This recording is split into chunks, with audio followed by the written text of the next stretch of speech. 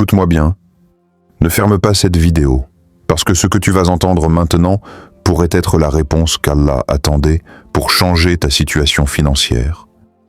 As-tu déjà passé une nuit sans dormir à cause des dettes? As-tu déjà regardé ton téléphone avec peur en voyant un numéro inconnu s'afficher? As-tu déjà ressenti cette boule dans la poitrine en pensant à l'argent, aux factures, à ta famille, à demain? Si oui, alors cette vidéo est pour toi. Ne quitte pas cette vidéo, car l'une de ces invocations a changé la vie d'un homme criblé de dettes en une seule nuit. Et ce n'est pas une histoire imaginaire. C'est une réalité qui se répète encore aujourd'hui sur cette terre. Il y avait un homme comme toi, endetté, fatigué, honteux. Il faisait des douas, mais sans conviction, des mots rapides, une langue qui parle mais un cœur absent. Un jour, il s'est effondré en prière. Il a levé ses mains vers Allah avec des larmes sincères et a dit « Ô Allah, je n'ai plus personne sauf toi ». Quelques jours plus tard, une porte s'est ouverte là où il ne regardait même plus. Un travail inattendu, une aide qu'il n'espérait plus, une solution qu'il n'avait jamais imaginée. Et ce que beaucoup ignorent, c'est que cette histoire ressemble à celle d'un prophète, flèche vers la droite le prophète Ayoub alayhi salam. Il a tout perdu, sa richesse, sa santé, sa stabilité. Mais il n'a jamais perdu sa confiance en Allah. Et Allah lui a rendu plus qu'il n'avait perdu.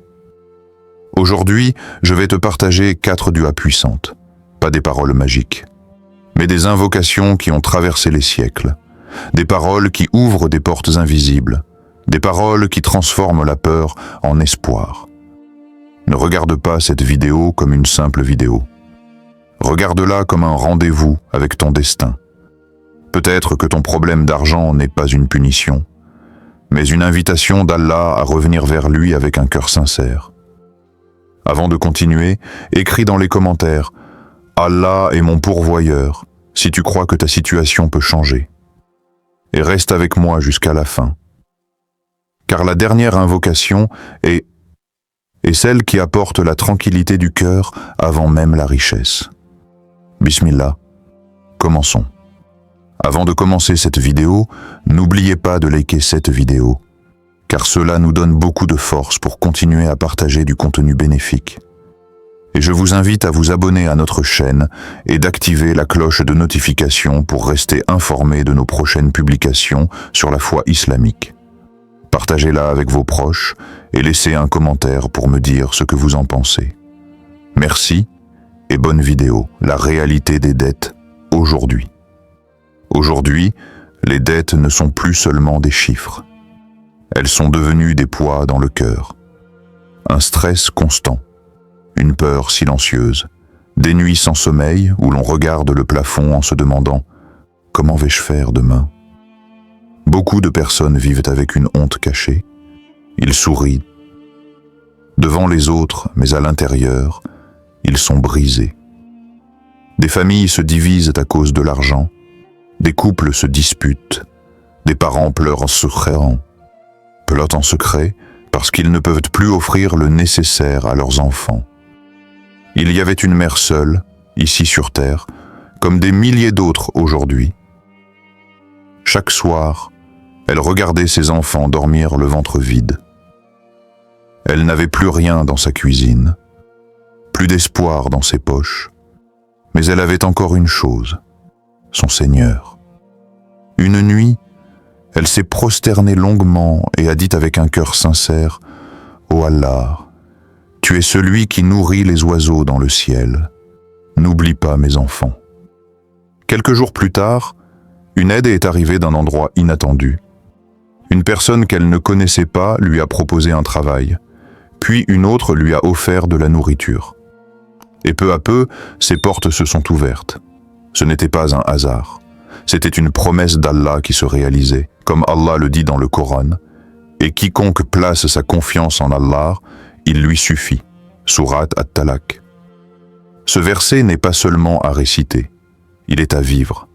Il est à croire quand tout semble fermé. Il est à tenir quand l'avenir fait peur. Arrête de croire que ta situation est définitive. Allah n'a pas encore dit son dernier mot. Peut-être que ce que tu traverses aujourd'hui est le début d'une histoire de délivrance.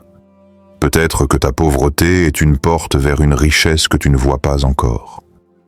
Je fais confiance à Allah pour ma subsistance, car chaque mot que tu écris est une intention que tu plantes dans ton cœur, et Allah n'abandonne jamais un cœur qui se tourne sincèrement vers lui. Dua. Numéro 1. Pour l'ouverture des portes. Le premier dua est une invocation que beaucoup récitent, mais que peu comprennent vraiment. C'est une demande directe à Allah pour qu'il ouvre les portes de la subsistance là où tout semble fermé. C'était une multiplication discrète. Allah mettait la baraka dans ce qu'il avait. Cette réalité nous rappelle l'histoire du prophète Sulaiman, alayhi salam. Allah lui a donné une richesse immense, mais il ne l'a jamais attribuée à lui-même. Il disait « Ceci est une grâce de mon Seigneur pour m'éprouver. Serais-je reconnaissant ou ingrat ?» La richesse avec gratitude devient une lumière. La richesse sans gratitude devient un fardeau. Ce n'est pas la quantité qui rend riche, c'est la baraka. Récite ce doua avant de manger, avant de travailler, quand tu reçois ton salaire, avec l'intention qu'Allah bénisse chaque centime. Je veux la baraka avant la richesse, car celui qui cherche la baraka, Allah lui donne parfois plus que ce qu'il demandait.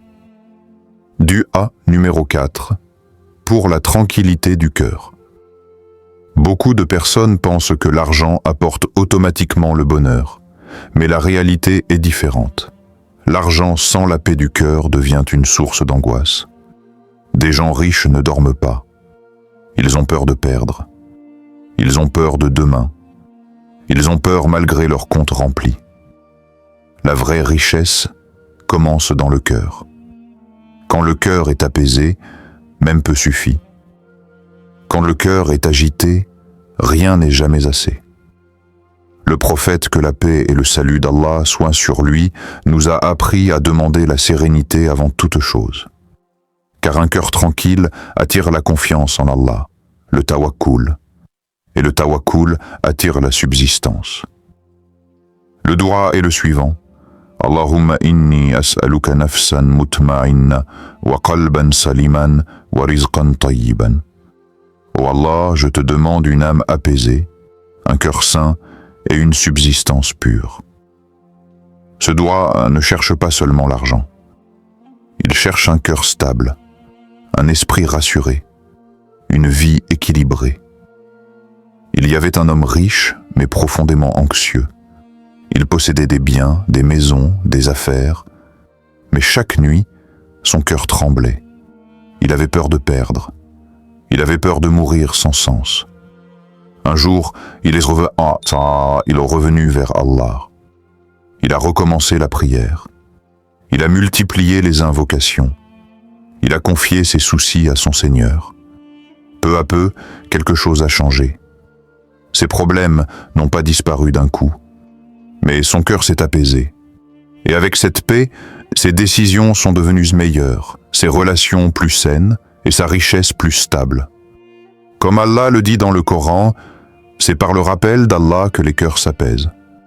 Ce verset est une promesse, pas une théorie, une promesse vivante.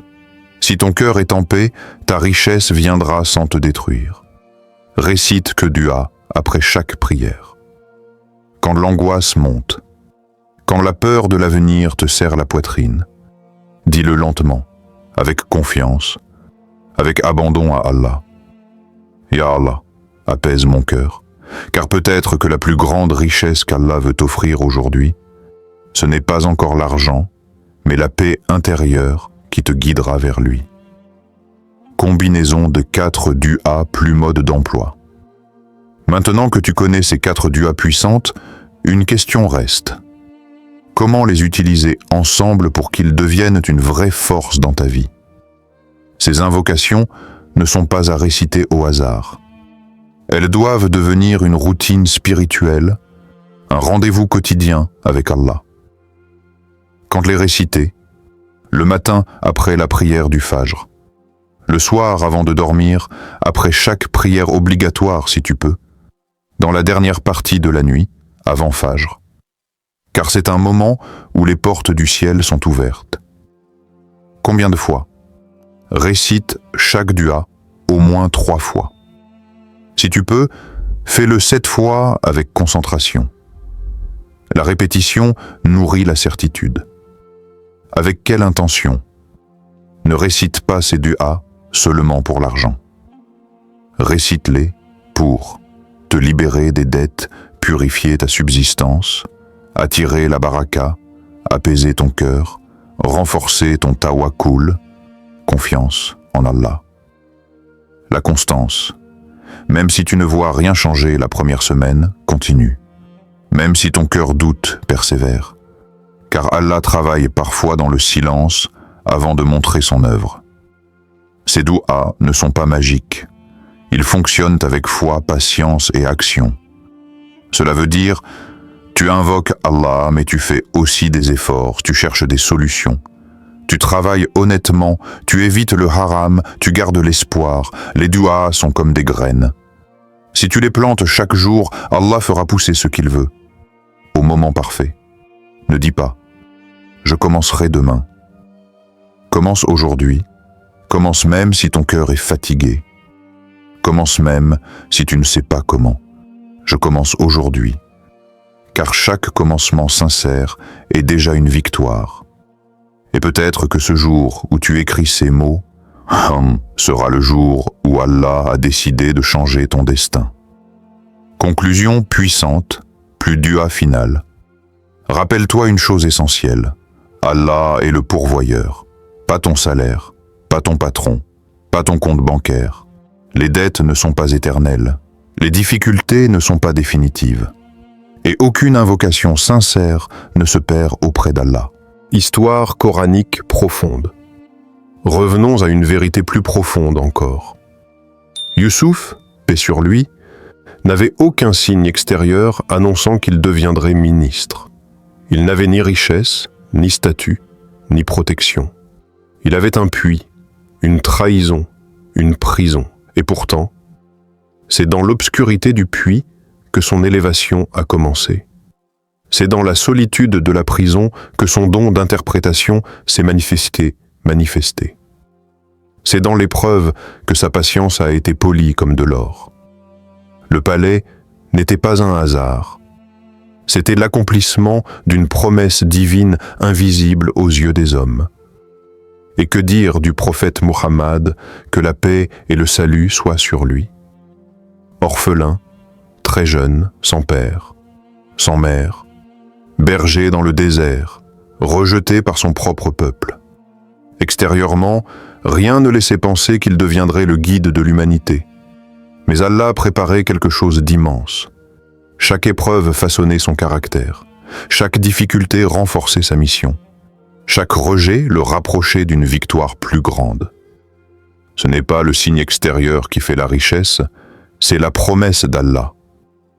Ce n'est pas ce que les gens voient qui détermine votre avenir. C'est ce qu'Allah a écrit pour vous. Parfois, votre prison actuelle est la préparation de votre palais futur. Parfois, votre solitude est l'entraînement pour votre mission. La vraie prospérité commence toujours par une confiance invisible. Conclusion puissante. Alors aujourd'hui, nous avons parlé de 6 signes. Un grain sur la main, symbole d'action et de travail. Un grain sur le front, symbole de vision et de leadership. Un grain près du cœur, symbole d'amour et de richesse intérieure. Un grain sur le pied, symbole de mouvement et de destinée en marche. Un grain sur l'épaule, symbole de responsabilité et d'élévation. Et enfin, ce signe discret, caché, symbole d'abondance invisible. Mais souvenez-vous d'une chose essentielle. Ce ne sont pas ces marques qui créent la prospérité. Ce ne sont pas ces détails physiques qui ouvrent les portes. La vraie richesse est spirituelle. Elle commence dans le cœur. Elle se nourrit de foi. Elle grandit par l'effort et elle s'accomplit par la permission d'Allah. Peut-être que vous avez cherché des signes à l'extérieur, alors qu'Allah attend simplement que vous renforciez votre confiance en lui. Votre destinée n'est pas limitée par vos circonstances actuelles. Elle est écrite par celui qui contrôle les cieux et la terre. Si cette vidéo vous a parlé, ne partez pas sans liker. Abonnez-vous si vous croyez que votre destinée est plus grande que vos circonstances. Et surtout, écrivez en commentaire « Ma richesse vient d'Allah ». Parce que la plus grande prospérité n'est pas ce que l'on possède, c'est ce qu'Allah décide de faire fleurir dans votre vie. Chaque fois que tu lèves les mains vers le ciel, chaque fois que tu prononces ces douas avec ton cœur, Allah t'entend. Même si tu ne vois pas encore la réponse, peut-être qu'Allah te donne ce que tu demandes, peut-être qu'il te protège d'un mal, ou peut-être qu'il prépare quelque chose de plus grand que ce que tu imagines. Aujourd'hui, faisons une invocation ensemble. Doua finale. Ô Allah, ouvre pour nous les portes de ta subsistance, enlève nos dettes, purifie nos cœurs et accorde-nous la baraka. Ô Allah, donne-nous une subsistance licite, apaise nos cœurs et fais de nos difficultés une cause de rapprochement avec toi. Ô Allah, remplace nos peurs par la confiance et nos larmes par la tranquillité. Amin. Dans les commentaires, écris ton plus grand besoin aujourd'hui. Argent, dette, travail, paix, guérison, stabilité. Nous allons faire dua ensemble pour toi. Car parfois, la dua d'un inconnu peut ouvrir une porte que tu attendais depuis longtemps. Si cette vidéo t'a touché, partage-la. Peut-être qu'Allah t'utilisera pour sauver quelqu'un de ses dettes. Peut-être que tu seras la cause du soulagement d'un cœur en difficulté. N'oublie jamais, quand Allah est ton soutien, aucune dette n'est trop lourde, aucune épreuve n'est trop grande et aucun avenir n'est fermé. Qu'Allah te facilite, te bénisse et t'accorde une subsistance pleine de baraka.